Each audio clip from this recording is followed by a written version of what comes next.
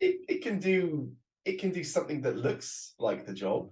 It does a very good impersonation of an interior designer, but it's not an interior designer. Um, I think a really good way to look at it is, let's say, the first question is, are you a technician or are you a designer? Are you being paid by your clients to make drawings and visuals, or are you being paid by them to understand their needs, to understand their life, and to create an environment that is conducive to their lifestyle? All in obviously a very beautiful and aesthetic way. So in that sense, if you just view it as the technical part, AI can do a very good job, very, very good job.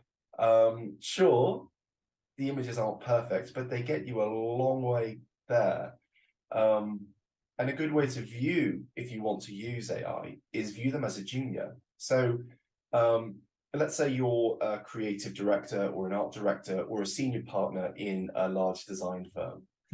You don't sit there at your drafting table, drawing every single plan, every single concept, doing watercolors. You don't do that anymore.